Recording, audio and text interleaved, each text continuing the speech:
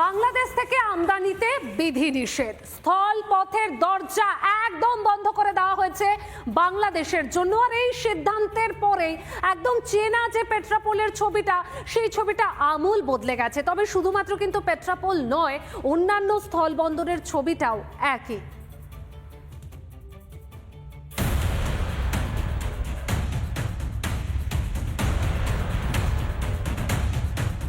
বাংলাদেশকে বাণিজ্যে ধাক্কা ভারতের।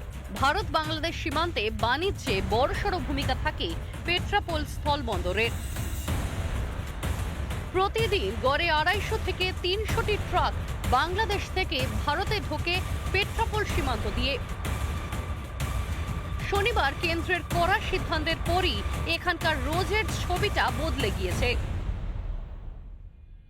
7:30 পৌনে 8টা নাগাদ কয়েকটা গাড়ি এসেছিল, তারপরে আর সেভাবে গাড়ি লক্ষ্য করা যাচ্ছে না। আমি পেট্রাপোল বর্ডারের এই স্থলভাগের ছবিটা দেখাচ্ছি। স্থলবন্দরে এখান থেকে আমদানি রপ্তানির সমস্ত প্রক্রিয়া হয়। ব্যবসায়ী রয়েছেন, একটু তাদের সাথে কথা বলবো। বলছি, আজকে কি এখানে গাড়ির সংখ্যা কম? গাড়ির সংখ্যা কম আজকে। অন্যান্য দিন কেমন থাকে? অন্যদিন মোটামুটি থাকে। আজকে তো একদমই নেই। একদমই নেই। তবে এই ধরনের সাবান, এই সাবানগুলো কিন্তু বাংলাদেশ থেকে ভারতের এই বর্ডার এলাকায় মূলত বিক্রি হয়, এবং এগুলো আর ভারতের মাটিতে আসবে না, কারণ এইগুলো বাংলাদেশ পাঠাতে পারবে না। ওদের যা মন মানসিকতা, তাতে বন্ধ করে দেয়াই ভালো। মানে আপনি বলছেন যা সিদ্ধান্ত নেওয়া হয়েছে সঠিক সিদ্ধান্ত। বাংলাদেশের অর্থনীতির অবস্থা অত্যন্ত খারাপ, মানছেন বাংলাদেশিরাই। তারা বলছেন ভারত সরকারের এই সিদ্ধান্তের পর বাংলাদেশের অর্থনীতি কোন জায়গায় গিয়ে দাঁড়াবে তা কার্যত চিন্তার ভাঁজ ফেলছে সকলের মধ্যে। পেট্রাপোলের পাশাপাশি রাজ্যের অন্যান্য স্থল বন্দর দিয়েও বাংলাদেশ থেকে আমদানিতে নিষেধাজ্ঞা জারি হয়েছে। দাদা, বাংলাদেশের সাথে তো ব্যবসা বন্ধ হলো, কি বলবেন? তো আমাদের ক্ষতিপূরণ দায়ীকের জন্য এটা সরকার। আপনাদের সরকার দায়ী। তাহলে এখন আপনাদের সরকারের মতো অবস্থায় দায়ী, আপনারা কি করবেন? এখন তো সরকারের বিরুদ্ধে কিছু বলবেন না? দেখি আর কি করা যায়।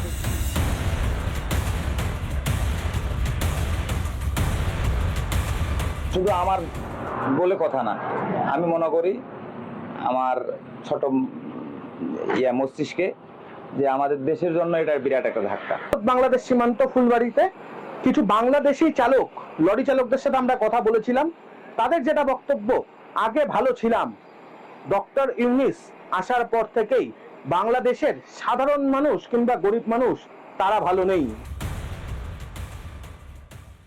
আমাদের বাংলাদেশ থেকে যে ইম্পোর্ট করা হতো রেডিমেড গার্মেন্টস, মহাদীপুর সহ অল বাংলাদেশের সঙ্গে যে উত্তরবঙ্গের সব বর্ডার দিয়েই রেডিমেড গার্মেন্টসটা বন্ধ করে দেওয়া হয়েছে। প্রতিটা মূলত বাংলাদেশেরই হবে। নতুন করে আর কোনো পোশাক আমদানি করবে না সম্ভবত ইন্ডিয়ান সরকার, এটা মোটামুটি আমরা লোকালি জানতে পেরেছি। রিপাবলিক বাংলা। নানা ধরনের কন্টেন্ট দেখার জন্য লাইক করুন, শেয়ার করুন আমাদের ফেসবুক পেজ, সাবস্ক্রাইব করুন আমাদের ইউটিউব চ্যানেল। পাশাপাশি অন্যান্য ব্রেকিং নিউজের জন্য অবশ্যই চোখ রাখুন রিপাবলিক বাংলায়।